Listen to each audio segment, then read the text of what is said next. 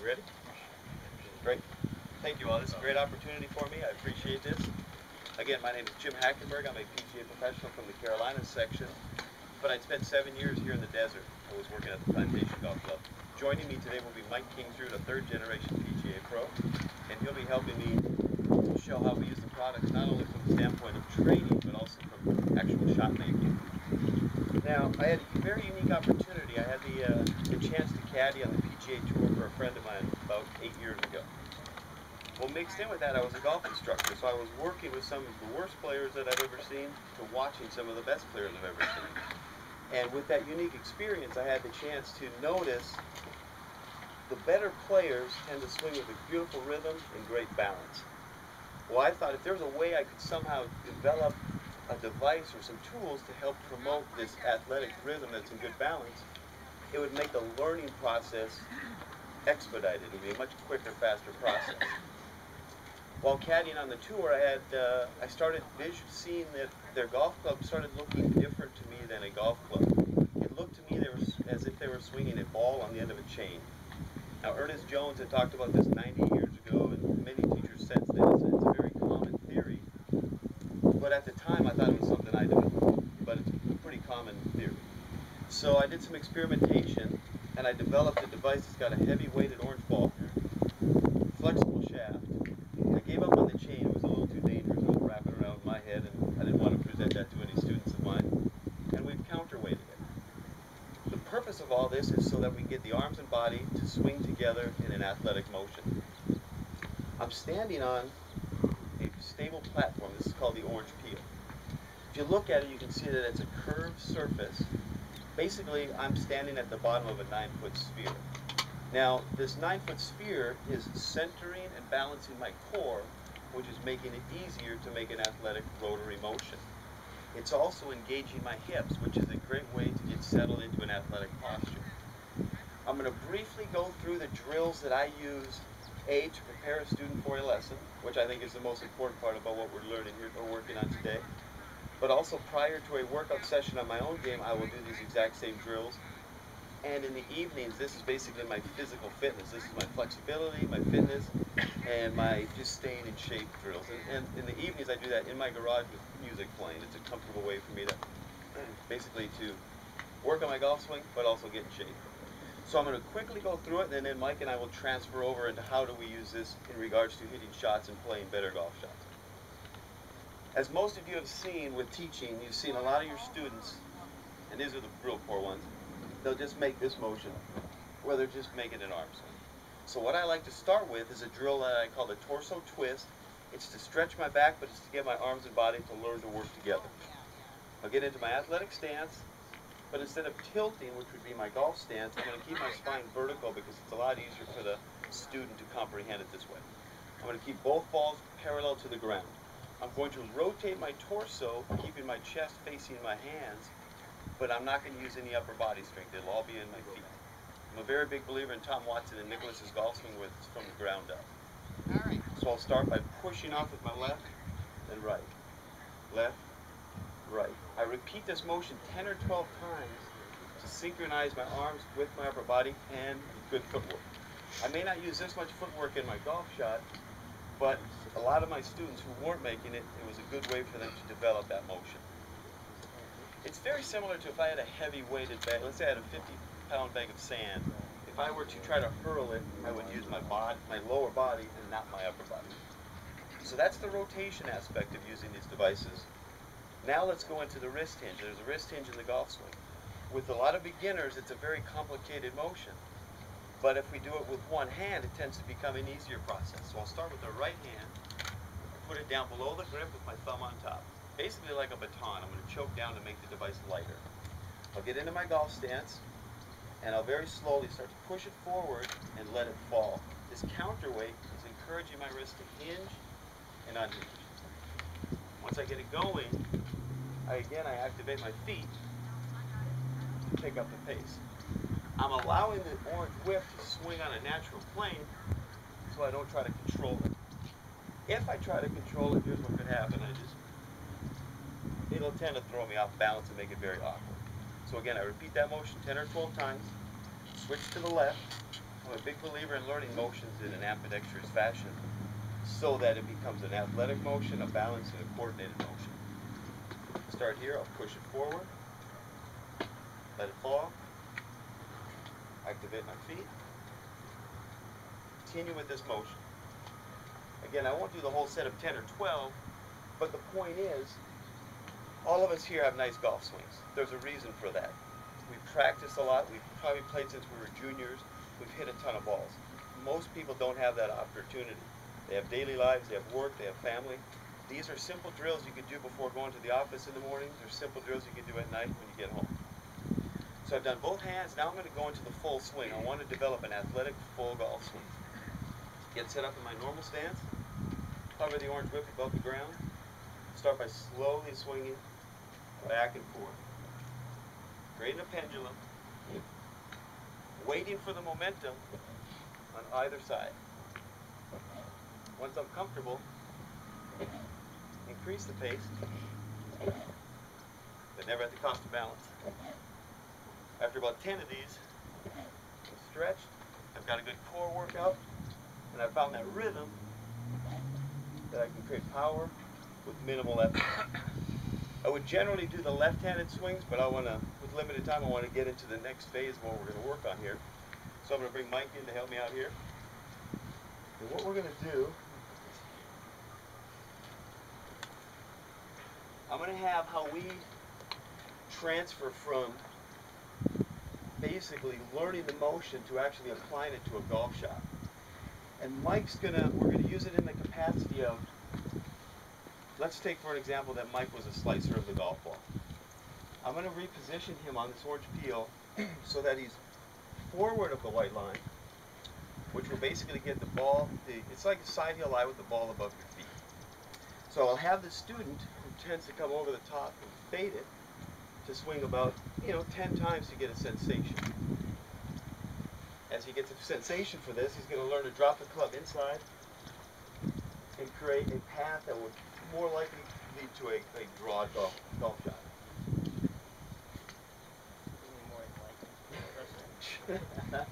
That actually will. We'll do that after.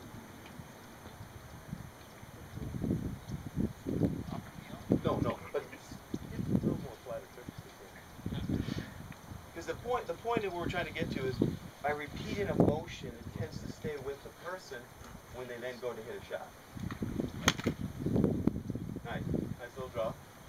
So now let's take a student that we've got that tends to hit either a block or a snap hook.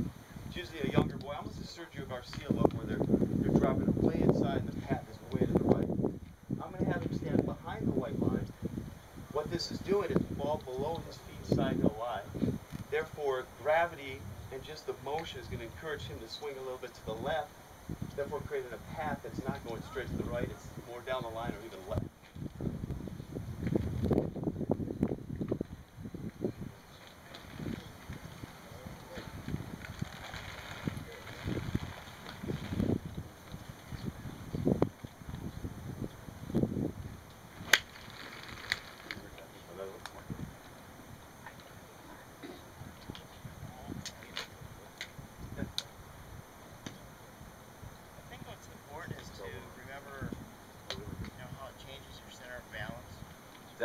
Exactly right. So, like there, I went towards my heel, but when I was doing that, I was on my toes more. That's exactly right. Great point.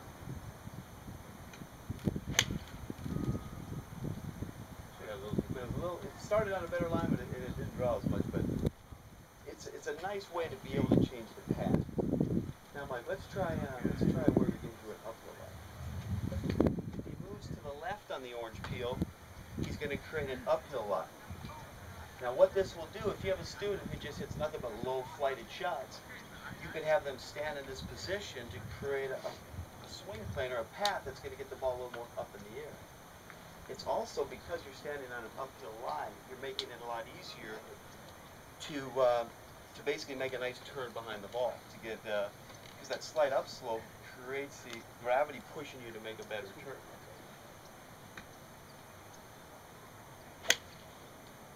So he made the same exact swing he'd been making, but because he kind of settled into the feeling of the orange peel, he was then able to hit a much higher shot. Now let's go the opposite. Let's go to a downhill lie. And this can be used to either change the flight of the ball, or for a student you may have that doesn't get to their left side. By standing with the right foot high and the left foot low, they're going to be more apt to finish their golf swing, and they're going to basically flight it a little lower.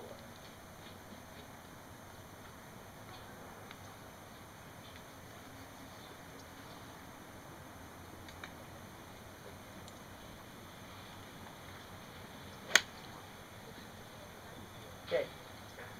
With beginners or higher handicappers, we like to do it the way we've been showing you, where the person will be on the peel first, learn the sensation, learn how their body is moving and balanced, and then go to ground, because this is where they're used to hitting a shot. But for advanced players, I would state players that are single digit, we like to try, we've been hitting balls from the orange peel. Even though you're a little off the ground, you still can settle into it. And I'm going to have Mike demonstrate some shots from the orange peel, because it's a pretty interesting way to experiment with your golf swing. So he's going to go ball a little bit forward. I mean, excuse me, ball up. He's going to go forward. This would almost be like the second shot at Augusta, number 13, with the ball above your feet. And it's going to promote a draw. So now we'll try a ball below your feet side hill lie.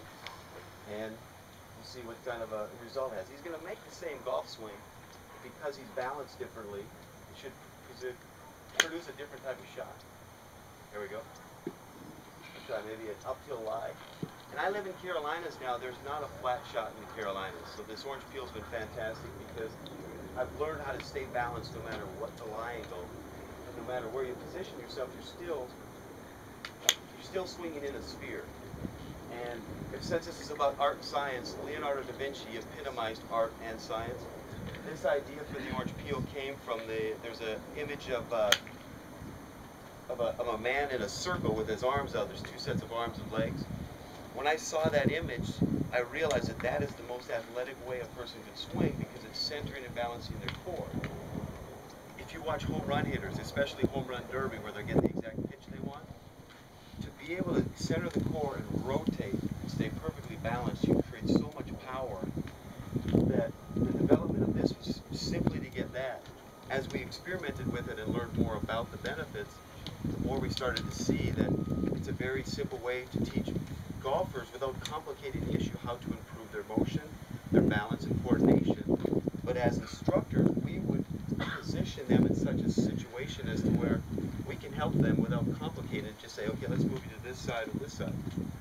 Mike, I'm going to have Mike show us how we use the orange peel for chipping and pitching. A very common flaw amongst a lot of players is they're going to want to flip the club up. Mike's going to put his left foot in the hole and his right foot high on the wall. So all his weight's on his left side, so he's more apt to catch the ball on the down and not bring it up like that.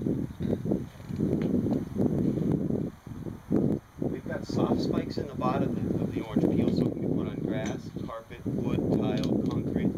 Any situation will allow you to use the orange peel. A lot of us have indoor studios. It's a fantastic device for indoor studios where it's basically a portable hill. You can create any lie angle, which therefore makes it easy to work on someone to get them golf ready. Mike, you got any points you'd like to? No, I just think, when I teach, I see 99.9% of the time two balls. Their arm swing is, I call it short arming, where they move their body all over the place. And I think with the whip feel, it kind of fixes both those things right away.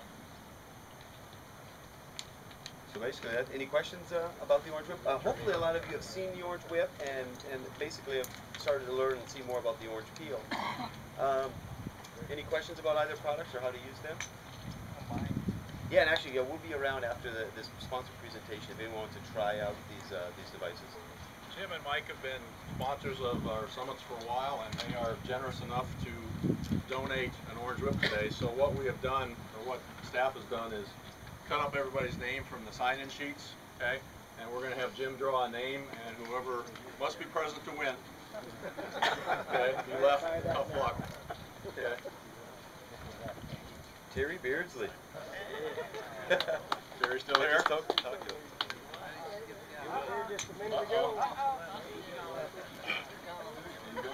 another one.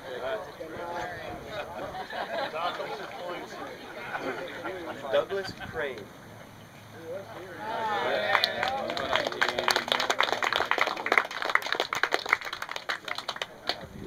Thank you guys. Thanks for your continued support. You bet. Thank you. All